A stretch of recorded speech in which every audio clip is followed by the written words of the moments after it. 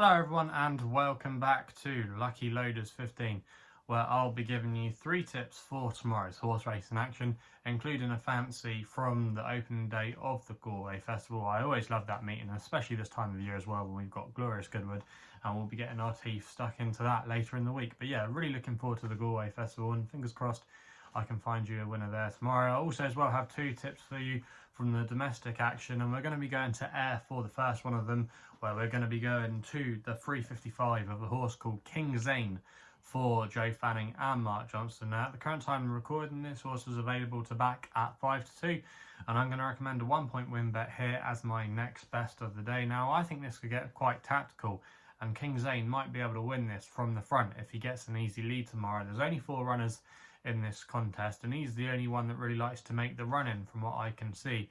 Now, you have to forgive him a couple of efforts. He finished 5th at Epsom in quite a warm race where the form has worked out not too badly. Has produced a few subsequent winners. It wasn't a bad performance at all, but he was just chinned in the closing stages. But that was on quite soft ground that day, and I think he'll appreciate the easing conditions. He's going to be tried on quicker ground, which I think will suit him, and I think he's got a good chance in this race tomorrow.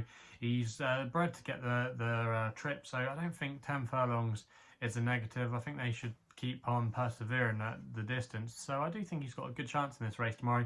He's rated 92, which is clear on ratings, and he's well treated as well, getting weight from his rivals with the 3-year-old Alliance, so there's a lot to like about his chances tomorrow, and I think really he should be favourite come post time. I just think he's got a really good chance, and I think, like I said, it could be a tactical race where it just really suits him down to the ground, and I think Joe Fanning will set the pace, set good sectionals, and in the end we'll just have too much for them. So that's why King Zain is going to be my next best of the day in the 355 at Ayr. We then go to the Galway Festival, a competitive first day of racing there, and I'm going to take a chance here on one in the 6:15, the Connaught Hotel Handicap. I'm going to take a chance here on Royal Illusion for Tony Hamilton and Willie Mullins. Now, this horse, Royal Illusion, is a bit of an outsider in this field. She's currently 22-1. She is going to be my long shot of the day. She's currently available at that price with Paddy and Betfair, who are offering 6 places. So I'm going to recommend a 0.5 each way selection here. But yeah, I do think she has a better chance than her price tag. Now, Willie Mullins loves this race. He's won 2 of the last 3 renewals. You might remember last year it was won by Princess Zoe on her way to stardom last year. But still, nevertheless, you know, Willie Mullins does have a good record in this race, and I think Royal Illusion does have a chance at the prices. Now, it's currently good ground at Galway, and they are expecting some rain tomorrow afternoon, and I read some quotes from the clerk of the course saying that if there was rain, which they are expecting, it wouldn't take too much to actually probably make this on the slow side, and I think that's going to help Royal Illusion tomorrow. We'll know she'll be able to handle the ground, and I think she does have some untapped potential in this grade and in this field. She ran in this race a couple of years ago where she posted a respectable 7th place effort, but since then she has boosted her form to somewhat of an extent.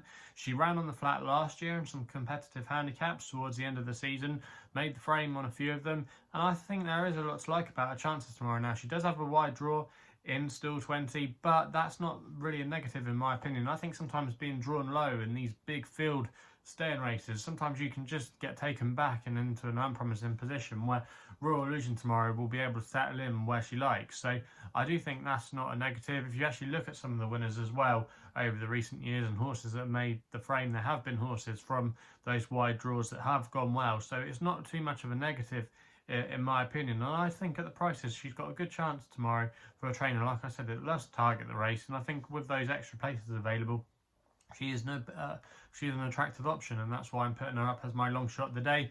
We then head back to Windsor to the 7:25, where I'm going with my nap of a horse called Zuraig for David Probert, who's riding a crest of the wave at the moment, doing really well, getting loads of chances with some good yards, especially for Andrew Bolden.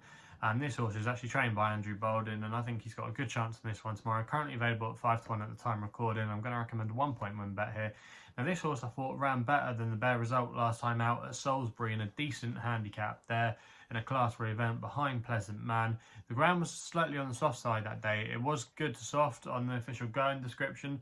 However, if you'd actually watched the racing that day, because I remember watching it, it was taking a little bit of getting through. So I think he will prefer getting back onto this quicker ground tomorrow. He's by Tia Filio, whose progeny normally handle these quicker conditions a lot better. So I think that will suit him. And I think the race, the way it could set up tomorrow, could suit him as well. He's already a course winner, so we know he can handle the track, but you got the likes of in here tomorrow, Mafia, Power, Sword Beach. They like to go forward, they like to be handy. There's also as well one or two others that could force the pace, and it could just set up for the closers and turn into a real war of attrition, and I think that would suit Zuraig. He's bred for further even, he could even get 2 miles in time, but I do think he's got a good chance in this race, and I think at 5-1, I think he could go off slightly short price tomorrow. I could see him going off maybe 7-2, 10-3 come post time. I think there will be some market support for him. I think he's got a great chance there in the 7.25 at Windsor. So they're the 3 tips for tomorrow's horse racing action. If you're still enjoying these videos, remember to hit that thumbs up button and subscribe here to my YouTube channel at LuckyLoaders15. Also as well, if you want to follow me on social media, Twitter is the place to do so, where my handle is at LuckyLoader15. And if you want to find out a little bit more about myself, my website is www.chrisloaderracing.co.uk. So please gamble responsibly. Hopefully we can have some winners for you tomorrow, and we'll be seeing you soon.